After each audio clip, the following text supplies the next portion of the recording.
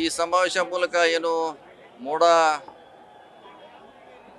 ಪ್ರಕರಣದಲ್ಲಿ ಏನು ಆರೋಪ ಕೇಳಿ ಬರ್ತಾ ಇದೆ ವಿರೋಧ ಪಕ್ಷದಿಂದ ಬಿಜೆಪಿ JDS ಇಂದ.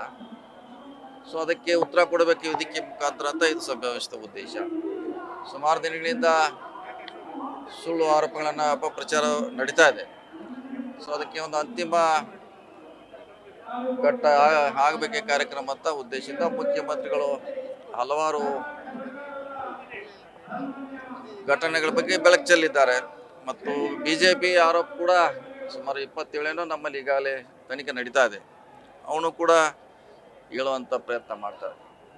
ಸರ್, ಸಿದ್ದರಾಮಯ್ಯನವರನ್ನ ವೀಕ್ ಮಾಡಬೇಕು, ಆ ಮೂಲಕ ಕಾಂಗ್ರೆಸ್ ಅನ್ನ ದುರ್ಬಲ ಮಾಡಬಹುದು ಅಂತ ರಾಜಕೀಯ ತಂತ್ರ ಅಂತ ನೋಡಿ. ಒಂದ್ಸಲ ವೀಕ್ ಮಾಡ್ಲಿಕ್ಕೆ ಹೋಗಿ ಗಟ್ಟಿ ಆಗ್ತದೆ, ಒಂದ್ಸಲ ಮಿಸ್ಫೈರ್ ಅಂತಾರಲ್ಲ, ಹಂಗಾಗಿ ಗಟ್ಟಿ ಆಗುವಂತ ಸಂದರ್ಭ ಆಗಿದೆ. ಯಾಕಂದ್ರೆ ಇದು ಮತ್ತೆ ಸಿದ್ದರಾಮಯ್ಯ ಅವರಿಗೆ ಒಂದು ಶಕ್ತಿಯನ್ನ ಕೊಡುವಂತ ಪ್ರಯತ್ನ ಆಗಿದೆ.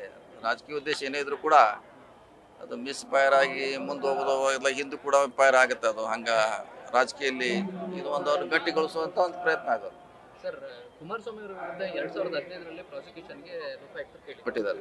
ಆದ್ರೆ ರಾಜ್ಯಪಾಲರು ಅವತ್ತು ಪ್ರಾಸಿಕ್ಯೂಷನ್ ಕೊಡಲ್ಲ. ಈಗ ಒಂದೇ ದಿನಕ್ಕೆ ಪ್ರಾಸಿಕ್ಯೂಷನ್ ಕೊಡ್ತೀವಿ ಅನ್ನೋ ರೀತಿಯಲ್ಲಿ ಶೋಕಾಸ್ ನೋಟಿಸ್ ಕೊಡ್ತಾರೆ. ಇದು ರಾಜಕೀಯವಾಗಿ ಕೊಡಬೇಕು. ಎಲ್ಲರಿಗೂ ಒಂದೇ ರಾಜ್ಯಭವನ ಅಂದ್ರೆ ಎಲ್ಲರಿಗೂ ಒಂದೇ ಸಮನಾಗಿರ್ಬೇಕು. ಸೊ ಸಮಾನಾಂತರವಾಗಿ ಅದು ನಡೆಸಬೇಕು.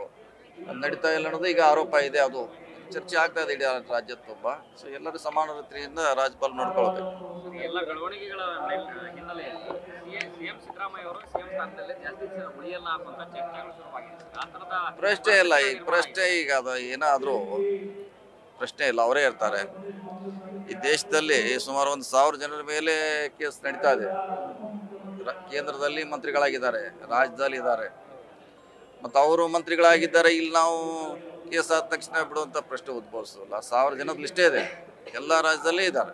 ಅಷ್ಟು ರಾಜ್ಯದಲ್ಲಿ ಕ್ರಿಮಿನಲ್ ಕೇಸು, ಅವ್ರ ಮ್ಯಾಗ ಚಾರ್ಜ್ ಶೀಟ್ ಆಗಿದೆ, ಕೇಸ್ ನಡೀತಾ ಇದೆ, ಯಾರಾದ್ರು ಮಂತ್ರಿಯಾಗಿ ಮುಂದುವರಿತಿದ್ದಾರೆ. ಇಲ್ಲೇನು ಸ್ಪೆಷಲ್ ಆಗಿ ಮಾಡುವಂಥದ್ದು ಅವಶ್ಯಕತೆ ಇಲ್ಲ.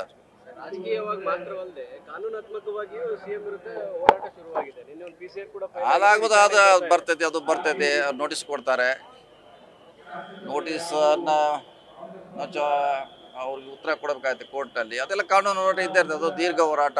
ಅದು 10 ವರ್ಷವರೆಗೆ ಒಂದು ಯಾವ್ದಾರ ಕೇಸ್ ದಾಖಲಾದ್ರೆ 10 ವರ್ಷವರೆಗೆ ಅದು ಸುತ್ತಾಗ್ತಿರ್ತೈತೆ. 10 ವರ್ಷದ ದೀರ್ಘ ಹೋರಾಟ ಮಾಡ್ತೀವಿ. ನ್ಯೂಸ್ ಫಸ್ಟ್ ನಿರ್ಭೀತಿಯಿಂದ ನಿಮ್ಮ ಪರವಾಗಿ.